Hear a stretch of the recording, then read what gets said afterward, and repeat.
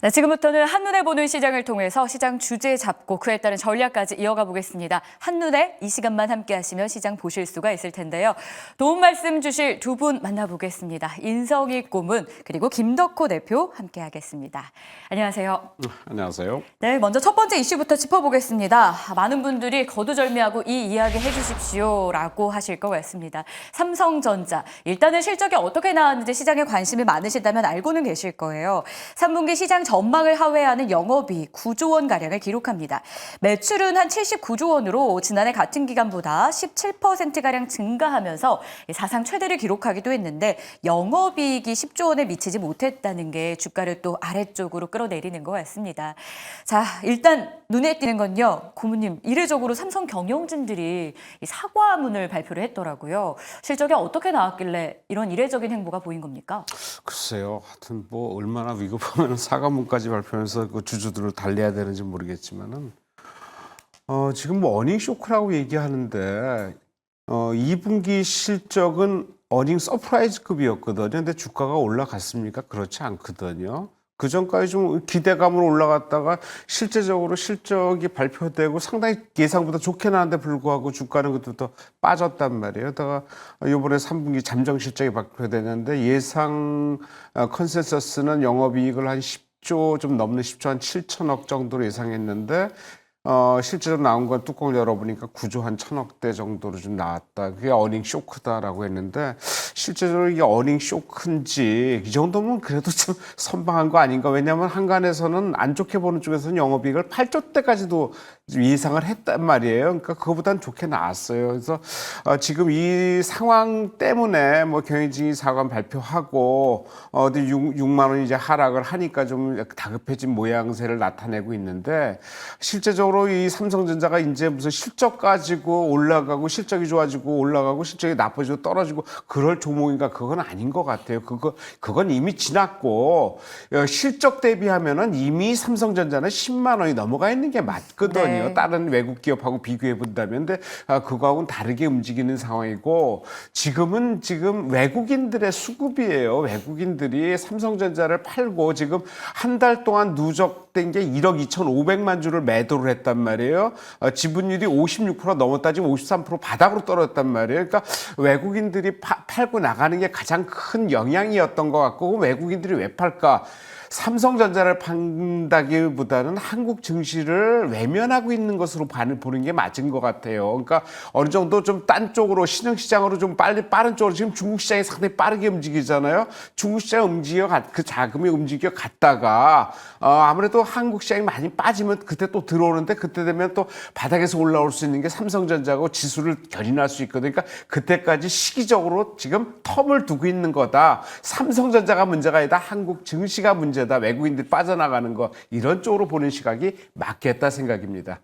실적만 놓고 보면 사실 주가는 10만 원이 넘었어야 된다라는 조언 속에 그보다는 외국인 투자자들의 수급 향방도 굉장히 중요한데 여전히 매도하는 게 우리 지수에 대한 매도로 해석을 하면서 부담이다라고 조언을 좀 주십니다.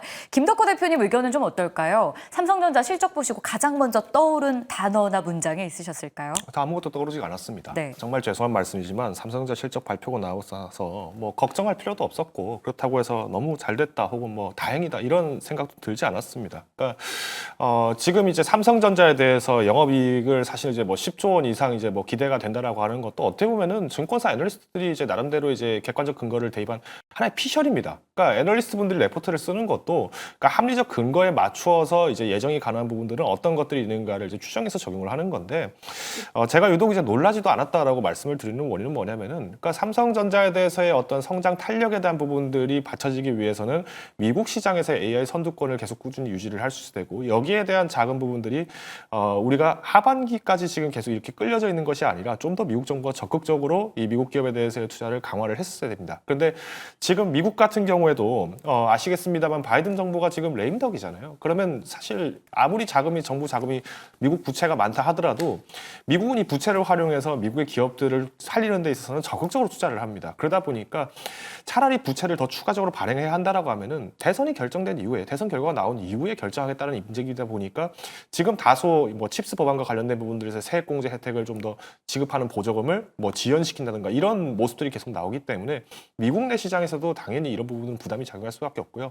결국은 시장을 이끌어가는 1등 그룹들이 흔들리다 보니까 뭐 우리나라 같은 경우에는 그래도 삼성전자나 SK하이닉스 같은 종목들이 흔들리는 것은 자연스럽다라고 말씀을 드릴 수 같습니다. 다만 이제 앞서서 인성익 고문님께서 말씀 주신 것처럼 그러니까 삼성전자의 의미가 굉장히 깊다라는 겁니다. 그러니까 우리나라에서도 사실 굉장히 많은 ETF들이 있죠. ETF 상품 투자하시 보시는 분들 중에서 삼성전자가 들어간 ETF는 그렇게 많이 못 보셨을 겁니다. 왜냐? 삼성전자가 그만큼 우리나라의 지수격 역할을 해주다 보니까 삼성전자 빼고 다른 거 이렇게 이제 논의가 될 수밖에 없는 게 어떤 이제 상품성 자체에 대한 부분들의 매력이라고 보실 수 있는데 즉 오늘처럼 이렇게 이 근래 동안에 삼성전자의 매도가 굉장히 많았다는 거는 아까 말씀하셨던 것처럼 저도 지금 한국 시장에 대한 상대적으로 글로벌 증시를 비교를 했을 때 투자 매력이 조금 많이 감퇴하고 있다라는 점입니다. 이 점은 상당히 부정적이죠. 그러니까 저도 마찬가지고 아마 시청하시는 많은 시청자분들도 그렇고 우리나라 증시에 대한 어떤 투자 매력이 느껴져서 외국인들이 적극적으로 왔을 때면은 뭐 사실 엔캐리가 끝났다라고 하더라도 자금이 자연스럽게 유입이 됐을 겁니다. 다만 지금 현재 일본 같은 경우에도 금리 인상을 제기를 하면서 다시 한번 이제 기업들에 대한 어떤 투자 가치를 다시 재고를 하고 있는 상황이고 중국은 오히려 양적 완화를 적극적으로 진행을 하면서 심지어 은행들로부터 지급 준비율을 50%까지도 인하를 하는 과격한 행보를 보이고 있는데 저는 이 시점에서 한국이 이번 금통위를 통해서의 나타나는 발언들 그리고 이제 이창용 총재의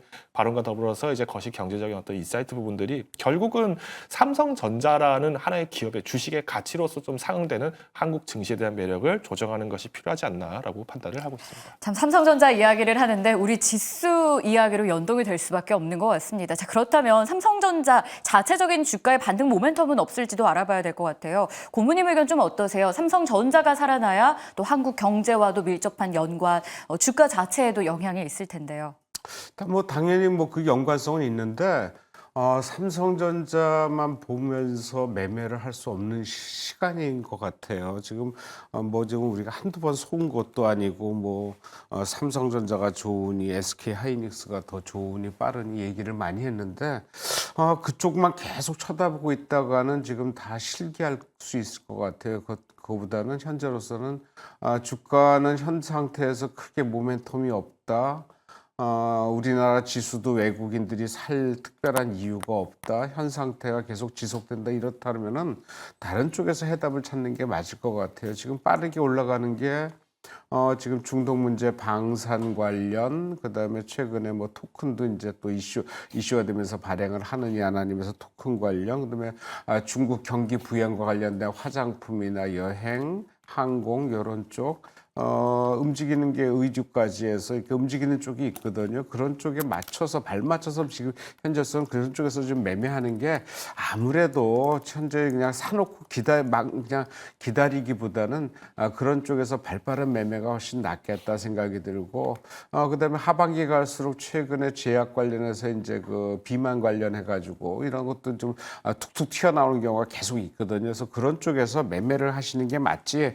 삼성전자가 언제부터 풀리겠느냐, 어떤 모멘텀으로 올라갈 수 있느냐 이렇게 기대하기에는 지금은 난망하다라는 네. 쪽에서 전 정리합니다.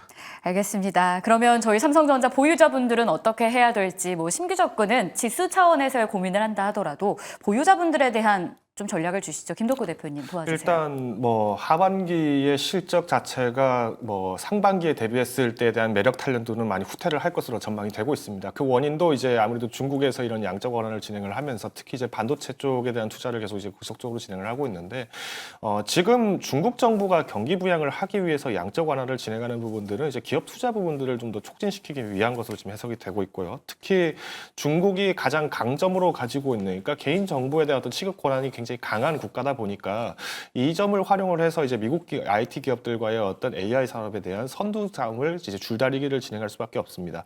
당연히 이 부분에서 이제 수혜를 받을 수 있는 것은 이제 반도체 그리고 장비주들이 될 수밖에 없는데 문제는 이제 우리나라 같은 경우에도 이제 소부장 같은 경우에는 이제 일본으로부터 이제 좀 수입되는 제품도 많이 있고 이미 이제 한국에서 독립을 했던 제품들 같은 경우에 수출을 하려고 해도 일본에서 이제 수출을 하고 있는 분들이 굉장히 많다 보니까 오히려 지금 시점에서 반도체 반도체를 본다면 다시 대표주인 삼성전자와 SK하이닉스를 볼 수밖에 없다라고 말씀드리겠습니다.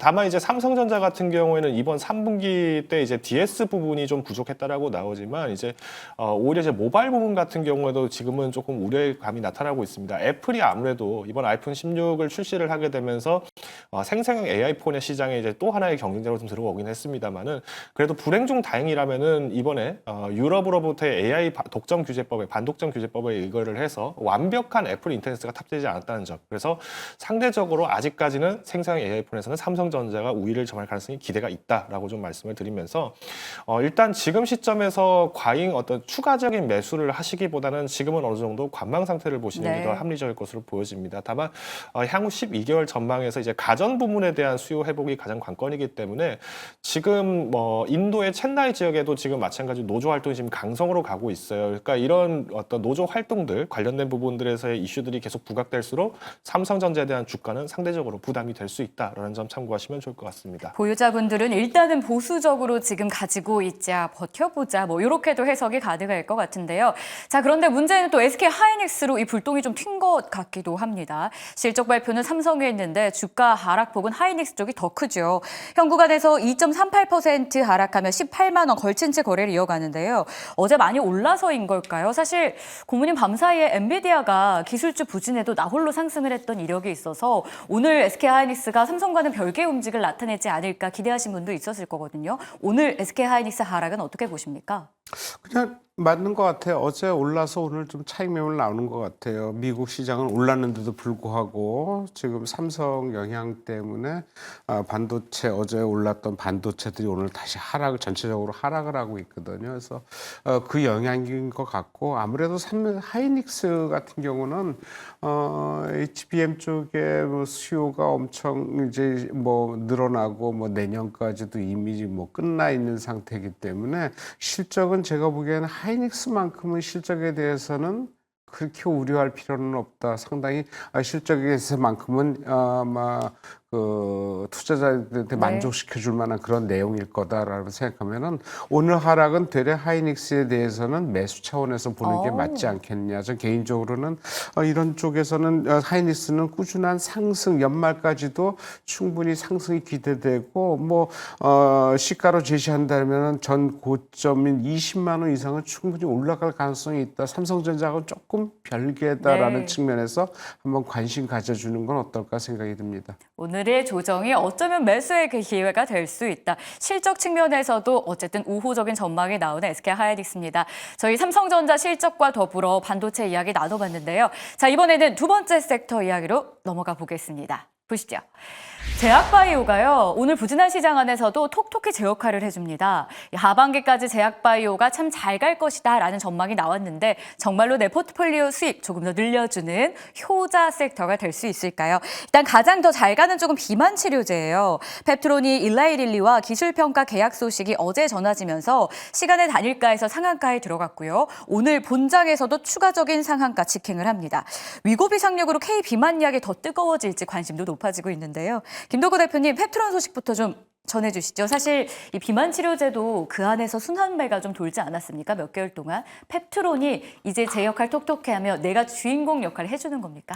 사실 이제 우리가 비만 치료제로 이슈를 좀 말씀을 나눈다고 치면은 가장 먼저 언급해야 될 종목은 아무래도 한미약품이었을 겁니다. 실제 이제 우리나라에서도 가장 코리안 위고비가 탄생할 가능성이 크다라는 입장에서 가장 기대가 됐던 종목이 어떻게 보면 한미약품인데 오히려 이제 한미약품이 실질적으로 거론이 되면 거론이 될수록 한미약품보다 이제 펩트론이라든가 이제 다른 어떤 플랫폼 기업들 그리고 이제 일본 제약사와 같이 협력을 하고 있는 다른 바이오 기업들 같은 경우에 좀 더 먼저 움직이는 경향들이 굉장히 많았어요. 그래서 저는 일단 뭐 만약에 비만 쪽을 만약에 보신다라고 한다면은 일단 탄력 매력도 자체는 한미약품이 상대적으로 좀 무겁지만 우리가 이제 컨센서스나 방향을 잡기에는 벤치마크 역할이 굉장히 중요하기 때문에 빠질 수는 없는 종목이다라고 말씀을 많이 드렸죠. 다만 펩트론을 비롯해서 이제 지금 현재 진행되고 있는 어떤 기술 이전이라든가 여러 가지 이슈들을 봤을 때면은 제약 바이오 바이오들의 가장 큰 강점 부분이 좀 더 무뎌지다 보니까 오히려 종목에 대한 쏠림이 더 강화된다라고 좀 말씀드릴 것 같아요. 이 제약 바이오에 대한 강점은 결국은 금리 인하입니다. 즉 우리가 그동안의 바이오주들이 이제 굉장히 2달에서 3달 가까이 지금 꾸준하게 상승을 하고 있지만 지금처럼 이제 종목에 대한 어떤 수익률의 편파가 굉장히 좀 극단적으로 갈리기 시작하는 거는 이미 이제 금리를 연준에서는 50bp 가량의 금리를 인하를 한 상태고 여기에 이제 추가적인 인하를 하려고 했더니 뭐야 예상보다 고용도 잘 되고 있고 생각보다 뭐 경제 성장률을 나쁘게 보지 않고 있네. 여기에 미국 국채까지도 아직까지는 10년물이 4% 이상대에 머물러 있네. 이렇게 되다 보니까 이제는 오히려 실적주다. 그래서 이제 기술 이전을 진행했을 때에 대한 로열티 부분이나 마일스톤을 얼마나 받느냐에 대한 부분들로 다시 회귀하는 현상이 지금 나타나고 있습니다. 그래서 우리가 이제 바이오를 만약에 접근을 하신다라고 했을 때 저는 일단 일달일리와 이번 플랫폼 기술 이전 관련돼서는 뭐 명확한 금액은 공개가 되지 않았지만 그래도 이제 연간 매출액 전년도 연간 매출액의 약 10% 이상이니까 공시 대상이라는 부분들을 이제 공감을 해봤을 때는 그래도 그동안에 이제 좀 적자폭을 좀 줄일 수 있는 좋은 기회가 이 바이오 기업들에게 한 번 정도 왔다라고 말씀을 드릴 수 있을 것 같습니다. 알겠습니다. 그리고 위고비 예약 판매가 10월 중순부터 또 이루어진다라고 해서 관련 뉴스가 세론으로 작용이 될지 아니면 시세의 연속성이 붙을지도 궁금하실 것 같아요. 거래대금 붙는 쪽 보면 유통을 담당하고 있는 블루엠텍 여전히 시장에서 관심 뜨거운 상황인데요. 인서익 고문님, 저희 위고비 관련한 종목 가운데 옥석 가리기 가능하겠습니까? 저는 이게 비만 치료제 얘기를 할 때마다 상당히 좀 기대를 좀 많이 하고는 있어요. 네. 연말에 우리나라 신약이 진짜 나올지 좀 힘들 것 같아요. 왜냐면 여러 가지 상황들이 가장 빨리 하는 회사가 좀 내분이 좀 있다 보니까 계속적으로 좀 여파가 좀 없지 않아 있을 것 같다 생각이 드는데 비만에 대한 그 생각은 상당히 큽니다. 왜냐하면은 우리가 반도체는 생활 중에 자기도 모르게 쓰고 있으니까 이제 반도체 관련해서 이제 상당히 많은 주가 흐름이 있겠지만은 비만은 걱정을 안 하는 사람들이 없어요. 거의 인구의 반 이상 거의 70%는 비만 걱정할 거리요. 남자의 거의 90%가 탈모 걱정하듯이 비만 네. 걱정은 여자나 남자나 다 걱정을 하고 약만 나오면은 가격만 적당하면 진짜 먹으면서 뺄 수만 있다면 하겠다. 지금 일론 머스크도 지금 약을 먹고 있죠. 위고비 삭센다 그래서 약을 먹고 있고 지금 실제적으로 이제 시판이 되고 있단 말이에요. 그래서 그런 쪽에서 지금 관련해 갖고 페트론이 일라일리하고 플랫폼 기술을 하는데 페트론 주가를 한번 보시면은 작년 1년 전에 주가가 10,000원 이하였는데 지금 오늘 상한가도 63,000원, 얼마 전까지 75,000원까지 갔었어요. 근데 이 회사 실적 보면은 놀라실 거려. 이 회사 실적이 예상을 뒤엎을 거예요. 매출액이 33억이에요. 작년 매출액이. 그러니까 올해 그 지금 계약 사항을 비밀 유지 조항으로 해서 묶어버렸어요. 근데 이게 10% 작년 매출액의 10%가 넘으면은 이제 신고를 하게 돼 있거든. 공시를 하게 돼 있단 말이에요. 그러니까 작년 매출액이 33억에 10% 나왔자 매출액이 이게 3억이 넘는다는 소리 얼마 안 된다는 소리예요. 그러니까 실제적으로 어느 정도 되는지 모르겠어요. 하지만 그런 거거든요. 근데 작년 영업이익은 자그마치 159억 적자. 33억 매출하는데 159억 적자다? 이거 회사가 번겨낼 수 있을까요? 이게 전부 다 지금 R&D란 말이에요. 그러니까 뭔가 터지면 엄청난 게 터질 거예요. 그러니까 그걸 기대를 하는데 주가는 그 예상 외로 지금 엄청 올랐거든요. 그래서 그 뒤에 만약에 이게 어떻게 될지 모르겠지만 상당히 좀 수준은 좀 위험하다라는 개인적으로 단순하게 주가 가격만 보면 위험하다. 이런 쪽에서는 아무래도 좀 대형주. 그러니까 쉽게 말하면은 반도체 삼성전자 하이닉스가 비만 치료제로 계산한다면 뭐 한미약품이나 유한양의 대우제약으로 볼 수 있다고 나머지 반도체 부품 관련주들이 이런 페트롤이나 얘기 나오는 뭐 대붕에러스 이런 쪽으로 본다면은 어떤 게 먼저 가고 어떤 게 나중에 하지만 최후의 승자는 누가일까? 이걸 한번 계산해 본다면은 길게 매매하는 거가 짧게 매매하는 방법이 나올 것 같아요. 그러니까 그런 쪽에서 매매하시면 효과 있을 것 같다 생각이 듭니다. 그러니까 투자자들의 성향에 따라서도 종목 선택이 좀 나뉠 수 있기 때문에 좀 더 자세한 전략을 세워주셨는데요. 실적 이야기가 나왔습니다. 자, 이제 삼성전자를 필두로 3분기 실적 본격화된다라는 거 다 알고 계실 텐데요. 제약바이오 안에서도 좀 실적으로 펀더멘탈 측면에서 우리가 눈여겨볼 만한 종목이 있을지요. 김덕구 대표님 도와주세요. 뭐 사실 뭐 여러 종목이 있습니다만은 저는 만약에 제약바이오 쪽을 선택을 하는데 좀 어려움이 있다라고 하면은 뭐 CDMO 쪽을 보셔야겠죠. 결론적으로는 뭐 삼성바이오로직스나 뭐 셀트리온, 바이넥스 같은 기업들을 좀 많이 계속 강조를 드리고 있는데 마찬가지입니다. 그러니까 이게 이제 종목별로 내가 좀 탄력을 좀 희망을 한다라고 한다면은 일단 상승세를 이제 계속 이제 추세 매매를 하신다라고 하면은 뭐 알테오젠 같은 이제 피하주사제 개발 이 소식도 여전히 좀 한풀 꺾일 수 있다. 한풀 좀 더 표현을 정리드리겠습니다. 한편승하기에는 굉장히 좀 매력적이다라고 말씀을 드릴 것 같습니다. 다만 저 같은 경우에는 지금 시장 자체가 워낙 변동매가 크고 상대적으로 이제 주가에 대한 변동에 대해서 후폭풍을 이제 투자자분들이 잘 견디지 못하세요. 그러니까 오히려 주가가 훼손됐을 때에 대한 부분들에서의 어떤 심리적 고통들 그리고 여기에 증시에 대한 영향들의 커플링이 좀 많이 탄력을 붙고 있기 때문에 상대적으로 저는 인덱스 격의 역할을 해주면서도 이제 주가 변동 자체를 꾸준히 지금 바닥을 다시 올라가는 셀트리온 주목하시는 게 바람직하지 않나라고 말씀드리겠습니다. 종목들 잘 체크해보고 기억하도록 하겠습니다. 자, 이제 마지막 주제 남겨두고 있는데요. 시장 한 번에 볼 수 있는 주제 바로 열어보도록 하겠습니다. 중국 쪽에서 9월 말에 부양책을 1차로 제시한 바 있는데요. 추가적으로 오늘 더 더해질 것이란 전망이 나오면서 자, 이번에는 경기 부양책이 좀 경제 그리고 증시에 보탬이 될 수 있을지 궁금합니다. 사실 지난달 말 대규모 경기 부양책 발표한 이후에 중국 증시로 자금이 쏠리면서 아시아뿐만 아니라 글로벌 증시에서 수급 공백이 좀 발생한 바 있습니다. 이번에 또 중국으로 가면 우리 증시 영향이 어떨지도 좀 고민이 더해지는데요. 고모님 전망 어떻게 하십니까? 중국 뭐 상당히 지금 영향 받고 있어요. 이미 1조 위안 1,900조 정도 지금 네. 채권해서 유동성 풀지요.